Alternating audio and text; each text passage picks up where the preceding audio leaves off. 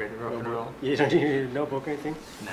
Try not to advertise Starbucks. Alright, that's what I was thinking. Okay, yeah. Hey, welcome to the Wantrepreneur journey, and I'm sitting here with the founder and CEO of Radiant Light, Mr. Nguyen. I hope you've got your pen and your papers out, because this is just going to be a great session with plenty of great content for you out there. All of those who are struggling to break out of where they're at, are really wanting to get to that place where you want to be, living that dream. And so he has a fascinating story that he's going to share with us. And so we are going to kick it straight off. Nhan, thank you so much for being on this show. Sure, thank you, Ty. If we could start, if you could just give Nguyen in a nutshell and tell us a little bit about your company, Radiant Light. Sure. So just some quick personal things about me. I have 4 kids, the oldest one being 10. I have an 8-year-old, a 2-year-old, and a 7-month-old baby. So 4 kids, 1 wife, been married 13 years, and I spend quite a bit of time as a hobby with kids, so I enjoy that. That's probably most of my time is spent there when I'm not working on the company. Radiant Light was founded in 2005, okay? And we officially started business in 2006, and we're a management consulting boutique. We're relatively we have 8 people, and we're boutique consulting, and we deal specifically with oil and gas companies, and we evaluate the business process and how the companies run their process, and we help them either streamline or improve their process through technology or even just rewriting some processes. Fantastic, okay. Great. And the interesting thing is that's not where you've always been, correct? So I want you to start now and just share with the listeners and the viewers, beginning with college. So what did you do in college, and just share a little bit of your story of how you've ended up now being the CEO of this company. Yeah, sure. It's been a unique journey. I would say that my personality is I'm more of a creative person, and in high school I wanted to do something that was innovative. So I thought, well, maybe engineering was the way to go and create and innovate new things. So I majored in biomedical engineering at Tulane University, and graduated from there in 1996. And immediately I thought, well, let me try to do some work and try to design some things. So I started working for a biotech firm in Louisiana, and worked there for about a little over a year and a half, and I realized, wow, this research and design thing was going to take quite a long time. And being cooped up in front of a computer was not really fitting with my personality, and I wanted to be around people more and spend more time interacting with people. And most of the time I was doing some design work on my own or working with a very small team, and I wanted to do something a little bit different. So I think I began to realize, wow, this research, engineering, technology thing may not be exactly what is fitting for me. Wow, yeah. That's fantastic. That is the perfect description for our audience, actually. And okay. The audience and our viewers and listeners are really the young professional who has gone to college, invested all of this money, accumulated this debt to go out into the workplace and all of a sudden realize this is not what I want to be doing, and they're stuck there. And they come to a point where they end up staying in that situation. You've heard that illustration of the frog in the pot, where if you increase the temperature slowly, you end up killing the frog and it doesn't even realize it's dead. So that's our audience. That's the people out there who are stuck in these situations and trying to figure out how to break out of it. And that's, from the sound of it, where you were at. You were in this job, you'd gone to college studying that specific field, and so you broke out of it. And that's what I want to highlight at this point. Talk us through internally, externally, what was going on that you came to the point you said, okay, I'm no longer doing this. This isn't what I'm passionate about. So talk to the viewers about how you came to that point and how you broke away from that point. Sure. So I would say that when I was in this job, I started to, there's another division that worked on cosmetics, and at that time a lot of things were paper-based, and I got to know the people there, and through working with them I thought, well, maybe there's a better way to get order entries using automation, say using computers. So on my own free time after work, just out of curiosity and just a desire to see if I can improve things, I started to spend some time after work to put together an order entry process using computers. And then I got more involved with the technology, and I realized, wow, this is a lot more fun for me instead of just trying to design something that would take 15 years in the product development. This is something that was a lot more where you can put it together, you get a lot of feedback from the people. It involved talking to the order entry people, talking to the people that work the supply lines to really understand that. So spent quite a bit of time just interacting with them and learning the process, and then said, let's figure out a way to automate this. And I thought, wow, this is an interesting field. If I could get paid doing this, it'd be a lot more fun because you're interacting with people and leveraging technology. Wow. So while you were in a context that was specifically related to your area of study in college, even though you didn't like it, there were elements that weren't completely wasted, right? That's right, yeah. Wow. And so from there you found a specific need in the area that you were passionate about, and then you built on that and ventured out and eventually built the company around that, correct? That's right, yeah. And I would say that a key thing is understanding just critical thinking, right? So I think when you're in engineering school or in some type of technical field, even accounting, there's an aspect of critical thinking that they teach you in college, right? And it's about problem solving, right? It's the process that you go through to listen to people, to hear what the problems are, and then begin to evaluate different options and alternatives for solving that problem, right? So I would say that although, like you said, my degree was in biomedical engineering, the whole thought process around solving problems in engineering really applied to a lot of other things, and especially around process design, solving someone's process or making it more efficient. Wow. So I think it's when you go to college, it's learning how to think through steps is really important, right? That's one of the key things that I learned through college. Wow. Yeah. So what would you say that you were passionate about? If you had to boil down and say Nhan is passionate about, what would you say that would be? Wow, that's a big question. I could probably put it into maybe two categories, right? Okay. I do love being around people, right? Okay. So I am passionate about creating new relationships and building on those relationships, and just really understanding how we can work together through that relationship, right? So I think that's a big piece. The other piece is I think I'm by nature a very efficient person. I value efficiency, and I'm passionate about doing things that are very efficient or save a lot of time or will eliminate a lot of waste, right? Okay. So those are some areas. Right? Yeah. So it's about the people, but it's also about doing things more efficiently. Yeah. And the reason why I ask what you're passionate about is because it sounds like you built on your passion, even though you were in that field of biomedical engineering. You found a need, you found something that you were passionate about, even in the context that you didn't like being in. And then you were able to build on that. And like you said, that was building relationships, finding a need. And that seems to be a theme that has come up, that you found a need that was a viable area that you could later build on.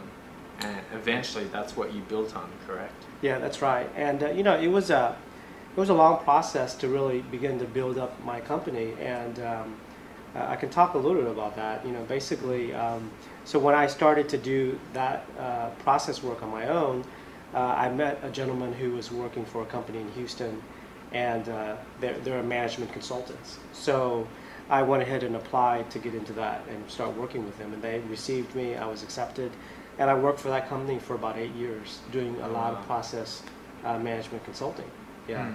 So by being in that field, I gained a lot more expertise, but eventually I realized working for a company, and that company was very large, I learned a lot, but at the same time there was a lot of restrictions on what I could pursue.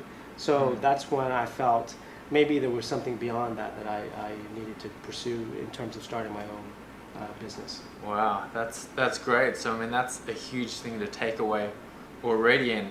And would you also agree that even for those who are stuck in the areas that they're stuck in, that you can still accumulate some skills to transfer to whatever it is that you're passionate about, and later, like you said, you felt as though you weren't absolutely free to do the things that you were passionate about, but at the same time you could still identify these areas for later when you would eventually step out.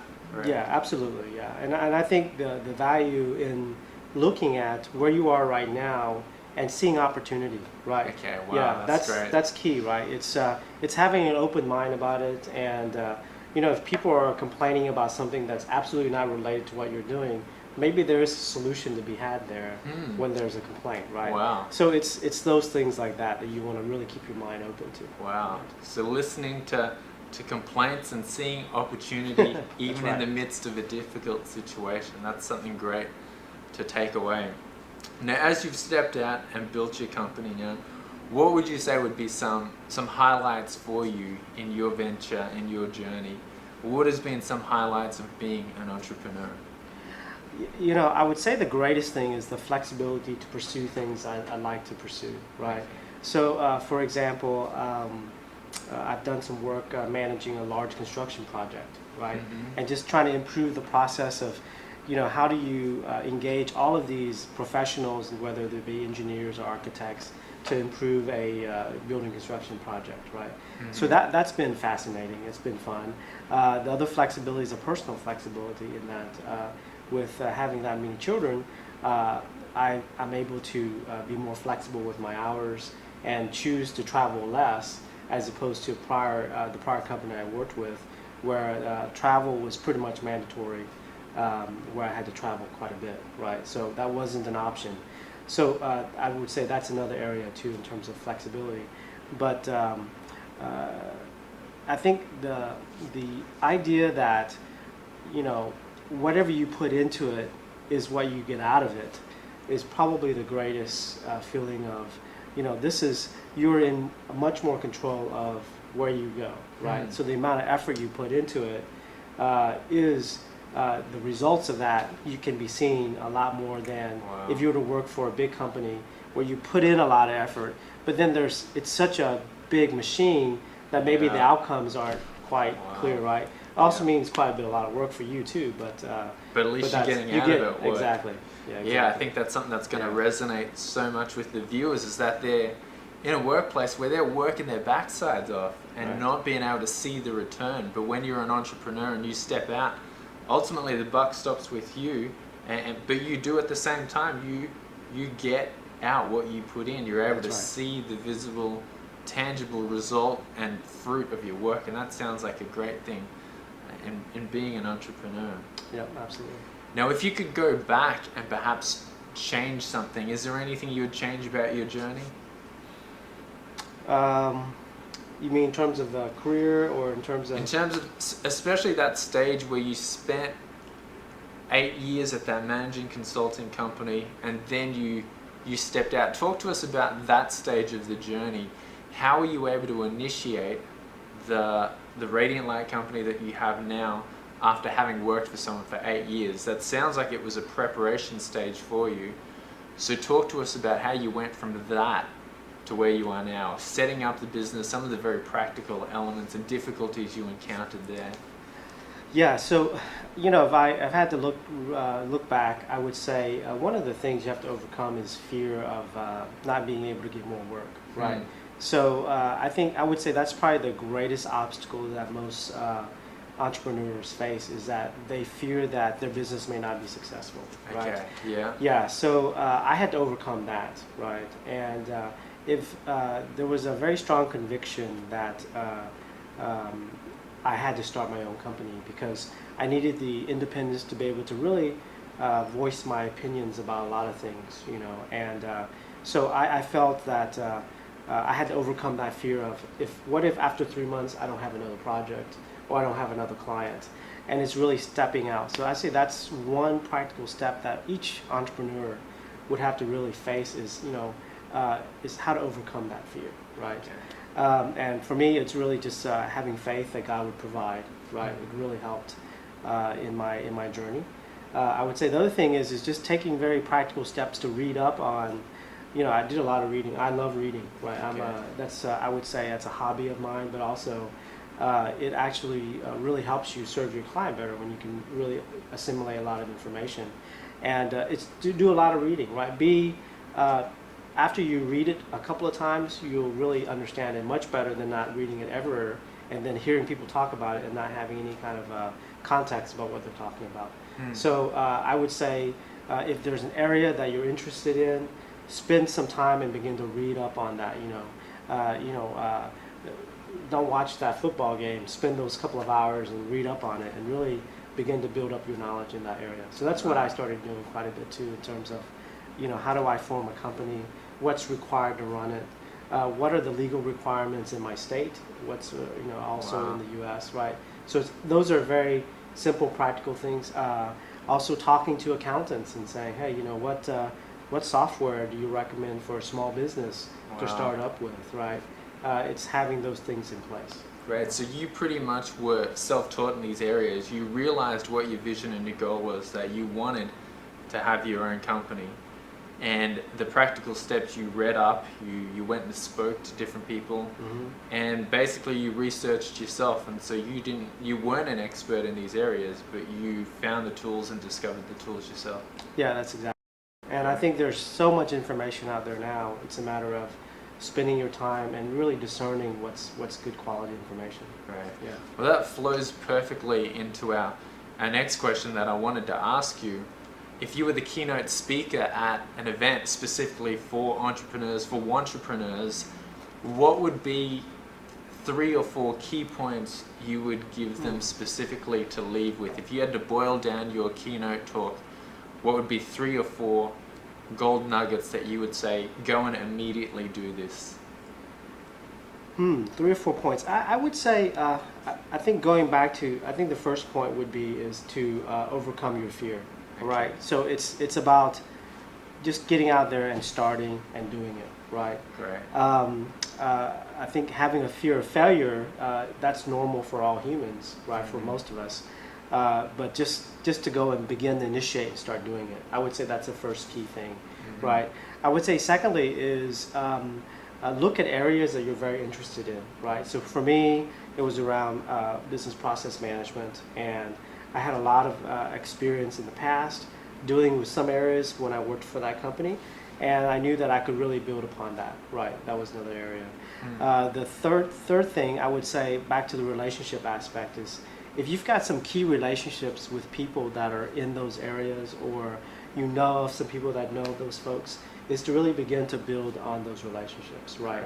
And I really do really value relationships, and I think every relationship that we come across in our lives, some of them can really help move us into a greater aspect of our career or our family or our spiritual belief. So I think it's being able to really value those relationships, right? So that, I would say that's another aspect. Yeah. Those are some great practical points to take away, and I hope you guys have your pens and notebooks out, because they're great points to write down, especially the one about valuing those relationships and building those relationships to bring you to that next step.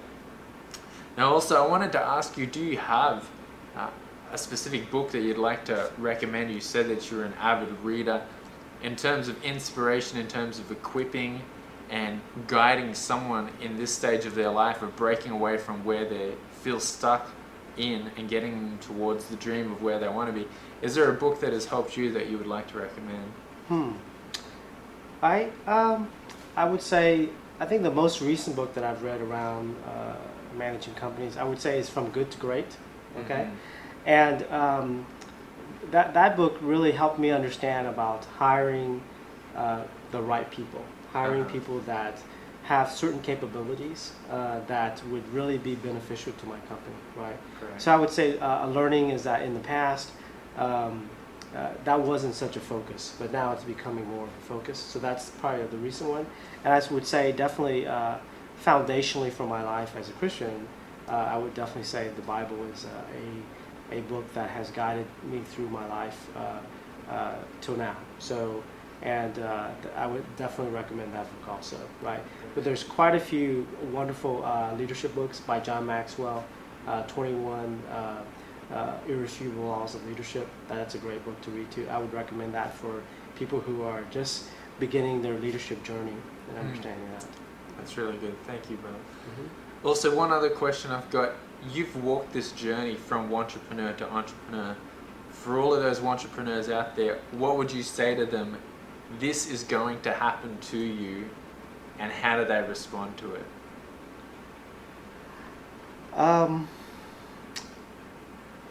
I think you will at some point face a situation where you're given two options, right? You're given an option to stay the course and start in the company you've gone, or someone gives you an option to move away from that, and maybe like they'll give you an offer for a job, right? So when I started, I think within a matter of a few months, I was given a very good offer for another job to work for a large company, and that happened through the course of my starting up my company, right? Mm-hmm. So I would say that you're going to you'll run into a point where something will cause you to and give you an opportunity to deviate from your original goal of starting your company. Okay. And I would say you've got to stay to your convictions, right? So I knew that there were really good reasons for me to have this flexibility in starting my own company. I knew that by working very hard, I could build something, right? So I said, okay, well, those are some reasons why I started this company. I can't deviate from that, right? Wow. So I think it's sticking to those convictions that cause you to form your company to start with. That'll help you stay the course. Wow, that's great. All you entrepreneurs out there, if you have that vision, to hold on to that vision and not to deviate at all, that is true commitment, and that has gotten you to where you are now. Yes, that's great advice to give. Now, do you have a life quote or something along those lines that you really hold on to, or something profound that you've come across that you'd like to give our viewers also? Well, you ask really tough questions. I would say that people are attracted to people who solve problems, right? Mm-hmm. I think there is, so the name of my company is Radiant Light, right? And it has several meanings, but one of them is around whenever you face problems, it's kind of a dark situation, right? Mm-hmm. And then shining the light into that situation actually would shed some light and give you solutions to that dark problem, right? But also light in the darkness is also very attractive, right? So I think for me is that when I can be an attractive person in terms of how I carry my life at work, at home, or as a person, right? As I'm living that light, it does attract other people, right? Wow. So I think that's a big part of my life, and how we run our company is that we are attractive to other people. People encounter us and have a relationship with us, and they realize there is something different, right, about how we interact with them, how we handle conflict, how we treat them as people and not just as clients, right? So that's a very attractive quality that we have as people from Radiant Light. Wow, that is really neat. I think it was Steve Martin that may have said the quote, "Be so good they can't ignore you," and that's what it sounds like you've built your company on. I love what you said, light is attractive, and when you bring light to a dark place, lights things up, and that is attractive, and so that is a great principle to live by. If you bring the light to a situation, you will be attractive. Now, the last question I have for you, Nhan, I want you to think through a little bit, but consider your son or your daughter has gone to college, has incurred their college debt. Okay. They've gone out into the workplace and worked for a couple of years and realized this is not what I'm passionate about, this is not what I want to be doing. They've managed to save $5,000 and they've just quit their job, and they've come home to you and they said, "Dad, I'm tired of the life that I've been living. I want to be an entrepreneur." What are the immediate actions you would give them to do? Wow, that's let's see, another very tough question. I would say, wow, well, if they were my son or daughter coming back and telling me that, I think my immediate reaction would be they've got to figure out some way to pay off the college debt, right? Because I'm not paying it off, right? Yeah. I think, joking aside, I would say that I would give them advice to say, through hard work, through a desire to be better than where you are right now, or to have a successful career or have a successful business, it's all within the realm of possibility for them, right? I believe that every person is highly capable, and if they have enough passion and drive to go after something and work really hard, I think that's definitely possible.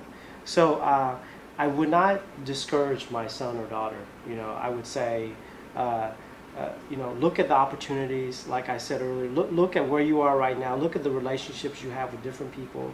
Look at where some places that you could really push yourself into, that you could be a problem solver for those people, and or a problem solver for that situation, and evaluate and see how you can really turn that into a business, right? Turn that into something that can provide for your family and make money, and you at the same time you could really employ other people to do the same thing that you're doing. So, of course I would tell my son or daughter that you still have to pay for your college. Yeah. The debt that you incurred, it's your responsibility to pay it off. But at the same time, it is easy. You can pay it off by being successful in the business that you go after. Now, are there any specific things that they could do with the $5,000 at all? Oh, back to the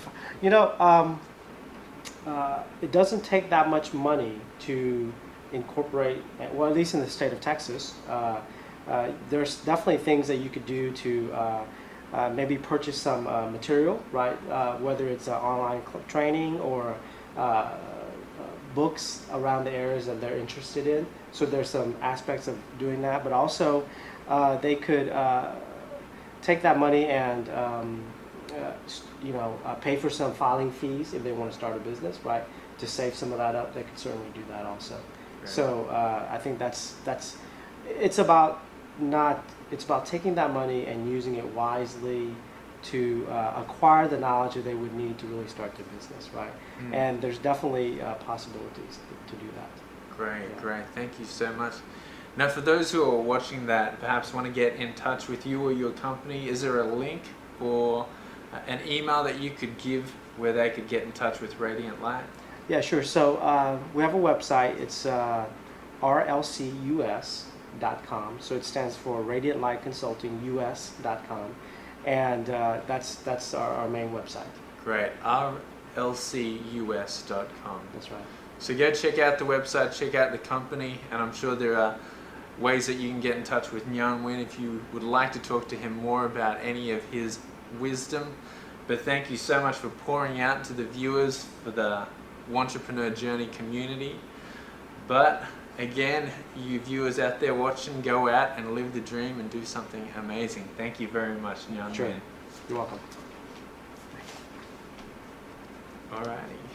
I'm done. Thanks. Thank you. You were good. The very first thing.